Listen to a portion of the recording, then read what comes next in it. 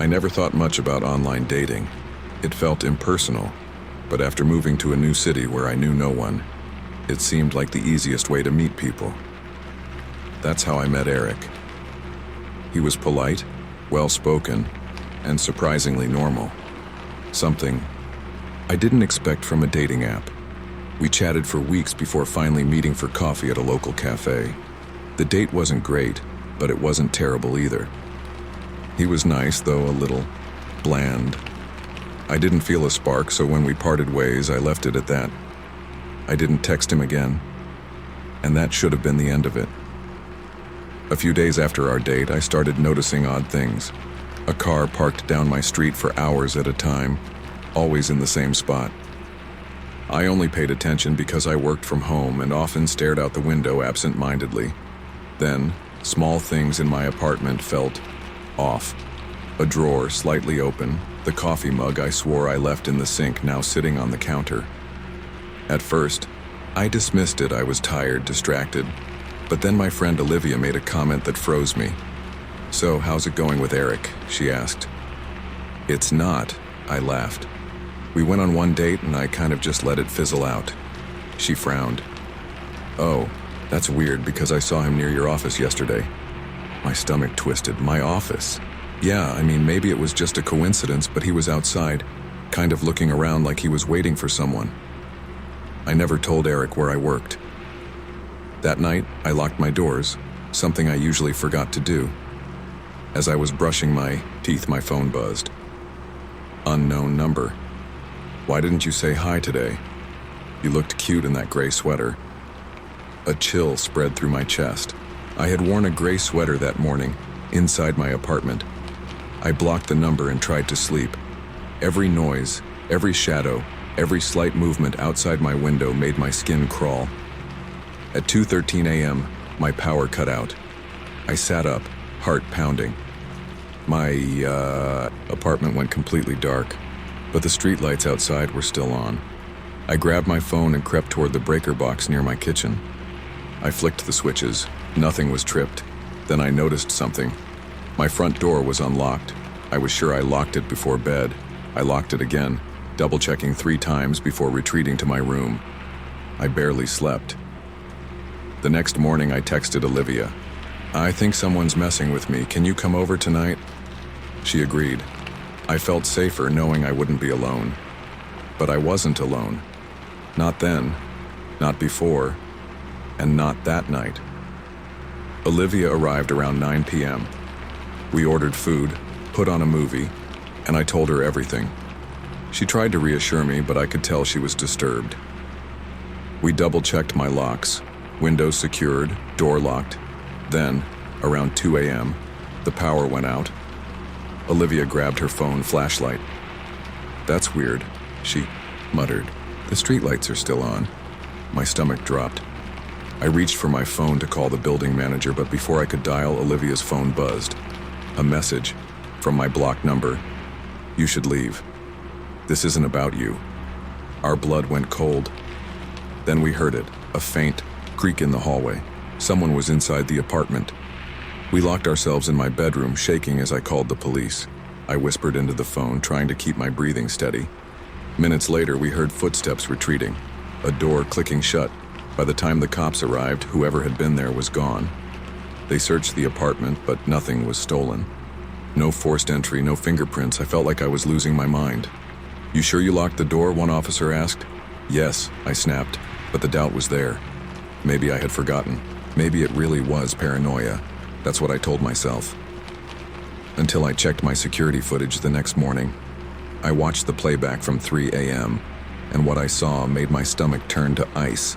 At 2:13 a.m., when my power cut out, a man stepped out of my bedroom closet, not from outside, from inside.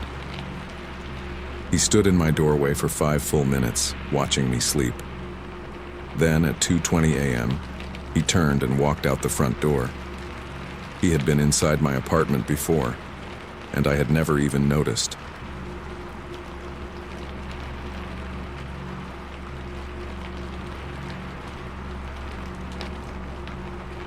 People always warn you about strangers. Nobody warns you about the people you call your best friends. I met Ethan when I was 17. Mia introduced us at a bonfire party one summer evening, the air smoky and filled with laughter. Ethan was magnetic, easy to talk to, and he quickly became a constant in my life. It felt good to have someone so present, so attentive. By the time I was 22, Ethan knew everything about me, or at least I thought he did. It started small. Little inconsistencies I shrugged off, like the time he claimed his mom had cancer, but a quick scroll through her social media showed nothing but smiling vacation photos and cheerful updates. Then he had emergency surgery, except he was fine and at the cafe with us 2 days later, showing no signs of recovery. I felt guilty for doubting him, ashamed even. But Mia started to notice too. One chilly evening, we sat in my car outside, her apartment, comparing Ethan's stories. Our breaths fogged up the windows as our conversation grew heavy. "Lena," she finally said, voice trembling. "He's lying about everything." I refused to believe it at first. Ethan was our best friend. But that night planted a seed of doubt I couldn't ignore. Mia and I confronted him gently, carefully, trying to understand. Ethan's face twisted in sudden rage, eyes filled with anger that felt disproportionate. He accused us of betrayal, voice shaking with intensity. It scared me, but I tried to let it go. He probably just needed space. That's when the text started. First just annoyed and sarcastic, then growing frantic. Every unanswered text led to 10 more, becoming invasive and relentless. He reached out to people around me, spinning elaborate tales. My parents, my siblings, even teachers I hadn't spoken to in years. One afternoon, my boss, Karen, called me into her office, closing the door softly behind us. "Lena, I wanted to talk to you," she began hesitantly. "Your friend Ethan called us earlier. He mentioned you're struggling with your mental health, said you might need some extended time off. Are you okay?" I felt my heart pound furiously, face flushing with a mix of panic and humiliation. Ethan had crossed a terrifying line. "I'm fine," I whispered, voice strained. But Karen's expression was wary, uncertain. Ethan had planted doubt. He was manipulating reality. That evening, I blocked him everywhere, but Ethan didn't disappear. My phone buzzed constantly with calls from unknown numbers, voicemails filled with silence. Friends asked if I was all right, faces etched with worry. Everyone seemed hesitant, cautious around me. Then one night my father called, frantic. "Lena, thank God you answered. Ethan just called us. He said you were missing, suicidal even. Your mother's hysterical. Where are you?" I spent an hour, calming them down, reassuring them. The reality hit me like a physical blow. Ethan wasn't stalking me. He was stealing my life piece by piece, convincing everyone I was losing my grip. Days later, a sharp knock startled me awake just past midnight. Opening the door cautiously, I found myself staring into the face of a uniformed officer, flashlight casting sharp shadows across my porch. "Ma'am, are you Lena Harper?" My heart skipped painfully. "Yes? Is something wrong?" We received a call from a concerned friend stating you might be a danger to yourself. Just wanted to check in on you. My blood ran cold. Ethan again. "I'm fine," I managed to croak, my voice shaking uncontrollably. The officer nodded slowly, clearly unsure whether to believe me. It was suffocating, the feeling of being doubted, disbelieved. Sleep became impossible. Paranoia seeped into every corner of my life. Ethan's lies had built walls around me, isolating me. I tried reaching out to his parents, desperate to make it stop. They politely brushed me off, calling it just a misunderstanding. No help, no escape. One evening, convinced Ethan had been lurking around my house, I installed discreet cameras near my front door, living room, and hallway. Days passed uneventfully and I started feeling foolish. Maybe Ethan had finally moved on. Then exactly 1 week later, I checked the footage on my laptop, sipping coffee and barely awake. My heart stopped cold when I saw him, Ethan calmly entering through my front door in broad daylight, glancing around like he belonged there. No hesitation, no forced entry, He had a key.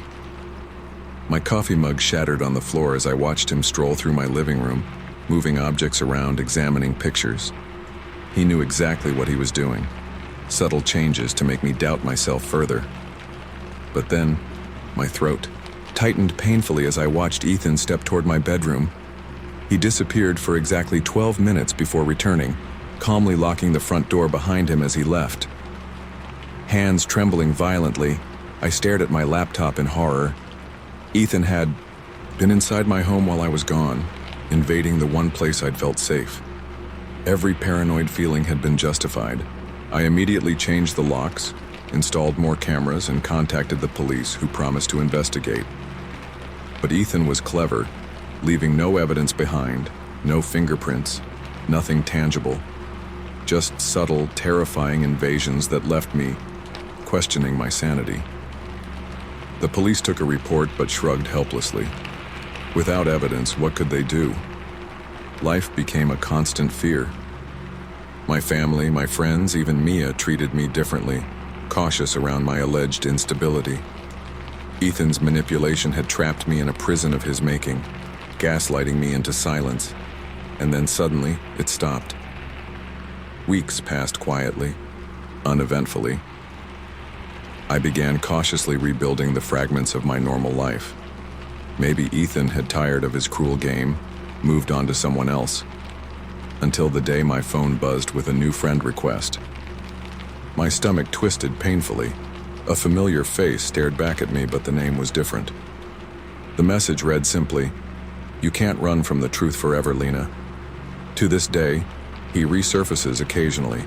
Fake profiles, random texts, always. Subtle reminders that he's still watching. My life never fully recovered.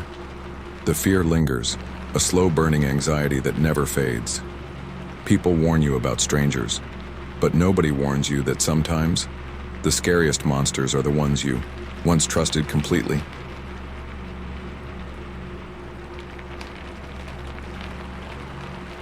I never thought I'd be the type of person to fear my own home. I moved into this quiet neighborhood for a fresh start, away from the stress, away from him. Daniel had always been reckless, the kind of guy who made promises he never kept. I told myself I deserved better, so I left. For a while, life was peaceful. Work, errands, the occasional night out. It wasn't exciting, but it was mine. Until the night I saw someone standing outside my house. That's when everything changed. It was late when I pulled into my driveway. The street was empty, the glow of porch lights the only source of life. As I reached for my bag in the passenger seat, my headlights illuminated something, a figure standing by my living room window. My breath caught in my throat. He was dressed in black, his face hidden beneath a hood. He was watching. I didn't move. My first instinct was to lock the doors and drive away. Instead, I turned off the engine, gripping my phone with clammy fingers. He didn't run. He didn't flinch. Then, as if sensing my fear, he took a single step back into the darkness and disappeared. I called the police. They arrived within minutes, but by then he was gone. No signs of forced entry, no footprints, nothing. Could have been a stranger passing through, the officer said. "Keep your doors locked." I nodded, but I already knew. This wasn't random, I just didn't know why. Days passed without incident. I told myself I'd overreacted, that maybe it was just a drunk guy or a prank. But something wasn't right. Started noticing things. My bedroom door, always open, was slightly ajar when I woke up. The spare key in my kitchen drawer was missing. A chair on my back porch had been moved. Each time, I convinced myself it was nothing. I was exhausted. Maybe I was being careless until the night I found my window open. I was getting ready for bed when I saw it, the small gap at the bottom of my living room window. I froze. I knew I had locked it. I checked it every night. My heart pounded as I approached, running my fingers along the frame. The lock was gone, ripped off. A sick, suffocating dread filled my chest. I grabbed the nearest object, a heavy lamp, and held it like a weapon. My fingers shook as I turned off the lights, listening. Nothing. And then, my phone vibrated. A text from an unknown number. How are you? My stomach turned. Seconds later, another message. I think we should talk. I couldn't breathe. I turned my phone on silent and backed into the nearest corner, forcing myself to think. Could it be him? Daniel? It had been months since I last spoke to him. We had no reason to talk. But why now? Why this exact moment? Reached for the doorknob, my fingers trembling. If I could just get out. A loud thump from my bedroom. I ran. I didn't stop to check. I didn't look back. I ripped the front door open and sprinted down the street, my breath coming in ragged gasps. I crouched behind a neighbor's house, heart hammering against my ribs as I dialed 911. They arrived fast. Faster than I expected. I stayed hidden until I saw the flashing lights, then ran toward them, gasping for air. 2 officers entered my house, weapons drawn. 1 minute passed. Then 2. Then they came out, dragging Daniel. My legs nearly gave out. His clothes were wrinkled, his face unshaven. He looked thinner, more hollow than I remembered. Like he hadn't slept in days. He didn't resist, he didn't fight. He just looked at me and said, "I just wanted to talk." The officer holding him shook his head. "Yeah? Then what's this?" He pulled something out of Daniel's pocket, a roll of duct tape, a knife. My stomach dropped. Daniel was taken into custody that night. The police said I was lucky, that if I had hesitated for even a few more minutes, things could have ended differently. But here's the part that keeps me up at night. When I got my phone back, I checked my settings. Daniel had installed a tracking app while we were together. He had been watching me for weeks. He knew when I was home. He knew when I was sleeping. He knew everything. And the window? It hadn't been broken. That night it had been broken days ago. He had been inside, waiting,